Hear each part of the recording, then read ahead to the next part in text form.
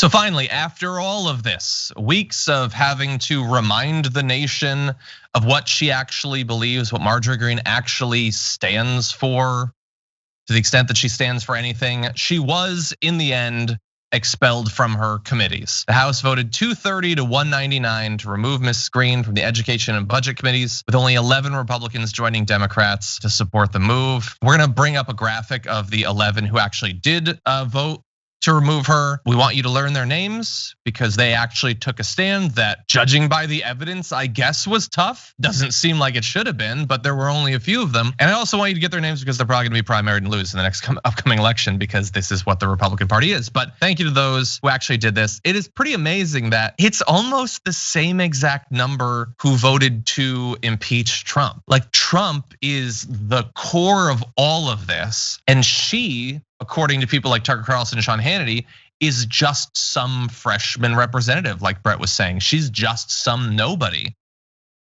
Then why is it as difficult for them? It's almost the exact same number. And by the way, it's less than 1/3 of the number that voted for Cheney to get booted off of House leadership. So they're acting as if standing up to Marjorie Greene and all of what she represents and has said even recently is as difficult as turning on Trump himself. That means a lot. I don't know that it's necessarily immediately clear to everyone all of what it means, all of the ramifications of that, but this is something to bear in mind as we go forward, I think. Yeah, she represents Trump. So here are the possible interpretations of people liking Marjorie Taylor Greene a bunch. And this is basically judging by the press conference she gave that no one should watch because it's horrible and just boring. And by the way, she's not Trump in terms of delivering it. Like, she can say the media is fake news. It's not that Trump thing. Like, she can't hide that she's not a great speaker. She's not quick-witted or anything like that. She's just not. Right. The benefit of the doubt is that Republican voters just want someone who's going to be strong and fight for stuff. And the easy way that Trump has taught people to perceive that quality in someone is them attacking CNN and calling it fake news and asking for apologies and refusing follow-ups. But there is that, Donald Trump has been a media hound, publicizing, sell your soul for a buck person for so long that he knew how to handle it. Marjorie Taylor Greene has that thing that you're even seeing in Joe Manchin, which is like, what, me? I don't know. But she might have that perfection. Like, there are some casting directors in Hollywood who like dumb actors because they'll just say deliver it the most simply. And there's such an empty vessel for nonsense that that's what makes a good actor sometimes. And Marjorie Taylor Greene has a little bit of that, where she's just like, there's an international cable of people. And it's like, no, the line reads a little wrong, but you get the gist. And she just mindlessly regurgitates these lines in a way that resonates with people who are looking for essentially central casting. This, Karen who is just randomly there saying stuff that they've only seen elsewhere, written with a no serif font on like some horrible, terrifying QAnon meme.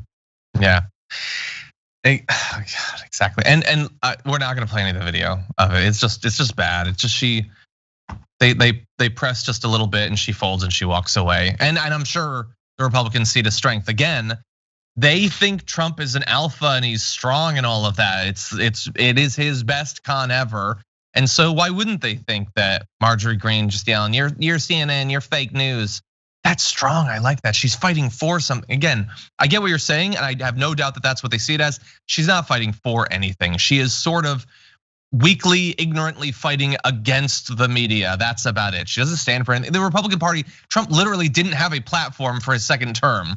If they're fighting for something, it's just to be a shield against vague stuff that the right has largely conjured up on its own, like cancel culture and stuff like that. But anyway, I'm not gonna show you the video, but really quickly, because technically she apologized for some stuff, even though she never said that she was sorry. There's also a lot of outs in what she said. So she said she believed that the September 11th attacks absolutely happened. Okay, that's good. Everyone should be able to do that. But that doesn't say that she doesn't believe the conspiracy theories that she said over the years. I mean, she didn't believe that a plane hit the Pentagon. That's not incompatible with some attacks happening. And her thinking it's an inside job that the Bush administration did, it still happened in that case. Who do you think did it? Or when she says that the shootings were absolutely real, okay, but she thinks the Democrats did them to take your guns. So who do you think did the shootings? Do you believe the commonly accepted story about how these shootings happen? All of these are like weaselly little things that let QAnon supporters and the InfoWars continue to like her and think, oh, I see what she's doing. She's got to do this because of the deep state. But she still agrees with us. And when she says this, her words of the past do not represent me. She said that I was allowed to believe things that weren't true. Never has a passive voice been more passive than that. You were allowed to believe things. Who exactly is in control of your brain if not you?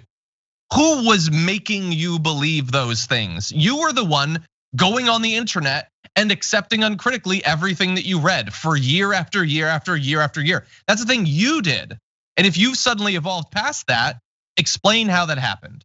And she's not doing that. She wasn't apologizing to anyone in particular. She was asked this morning to apologize to David Hogg. And she said, well, when I talked to him, he was an adult. So if I want to earlier call him Little Hitler, I guess I'm allowed to. The media should apologize. They're the ones who should really apologize. That's not an apology. None of this is an apology. If you are worried about what she believes, none of this is reassuring. Anyway, and then after she got thrown off of the committees, here is how she greeted the new day. I woke up early this morning, literally laughing, thinking about what a bunch of morons the Democrats plus 11 are for giving someone like me free time. That's an amazing cell phone there. But anyway, in this Democrat tyrannical government, conservative Republicans have no say on committees anyway. Oh, this is going to be fun.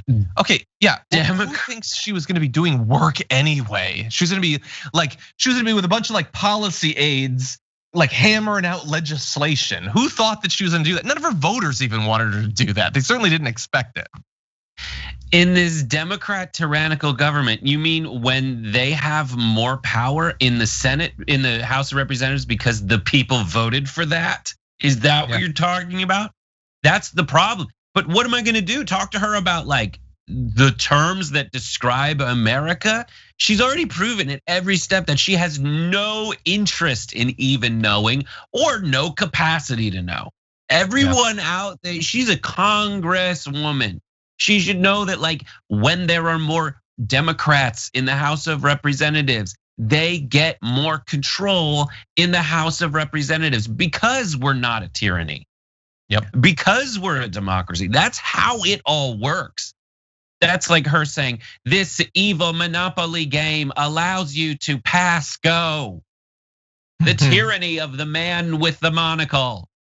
It's like, no, those are the rules, dude. That's how it works. Those are the rules you agree to. None of it makes any sense. I mean, like who? Andy Biggs, one of the guys who said, I don't agree with what she says, but I support her election.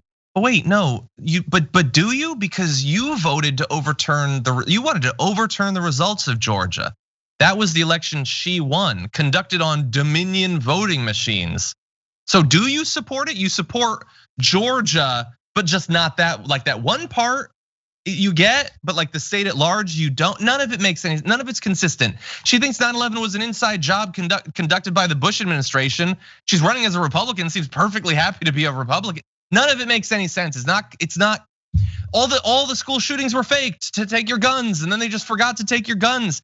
None of this makes any sense. It's not an actual worldview where values are connected to policy goals. It's just all whatever sounds interesting and means that I get to hate the people I want to hate. It really is as simple as that.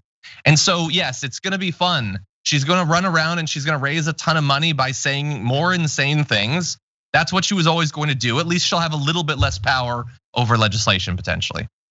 And also there's so much like sacrilege to what she said today, where she says, I feel bad and my God forgives me. That's what Christianity is all about. Well, that you're telling God what he thinks in that situation. I hate to break it to you. You just told God what to do, which is the single biggest act of sacrilege I can think of. And then also at the same time, you're saying that your God isn't gonna allow for it's sacrilegious essentially to be Muslims. But then also she says, I was allowed to believe things that weren't true. I think you glossed over it, but really like allowed to believe things. She is trying to abdicate any remote sense of responsibility for any of her actions. But she wants other people to be held responsible for stuff that they did longer before all of that in history. And it's just an absolute nightmare. And here is the thing, when you mention Andy Biggs and the way he words stuff, and Kevin McCarthy is the biggest embodiment of this.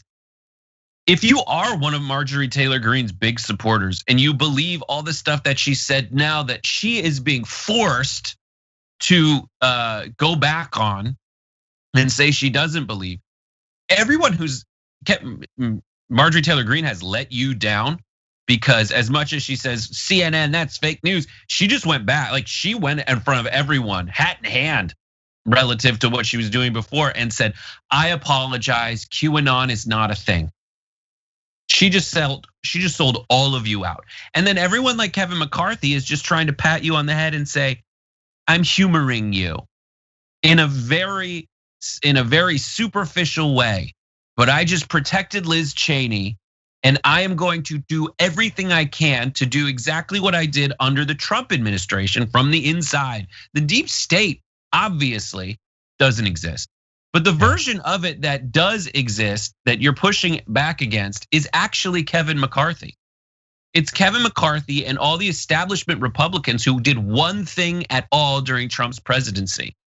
And that was to give tax cuts to the rich. You got left behind. That's it. That's all that happened. And they're going to try to do that every single day. So they're kicking you out. And everything is just lip service. And they got Marjorie Taylor Greene to turn. So that's my cynical approach and plea to all of those people that support Marjorie Taylor Greene. No one's there. And my personal opinion is they're doing the right thing in the House of Representatives to say, not here, this is not okay, this is too much. While we can't kick you out of Congress because you were elected by the people who sent you here, I am sorry, but you can't do more than that. Bare minimum, 1 vote for your district, proportional to population. That's it. And finally, now that she's been kicked off, we know Kevin McCarthy was terrified about having to have a vote, because now all but 11 of them are on the record as supporting her. Let's see, was he right to be afraid? Is that a thing that is going to be effectively turned into some sort of campaign ad? We'll see. God only knows. Like how many people will there be out there who don't believe in QAnon in 2 years? We're gonna have to find out.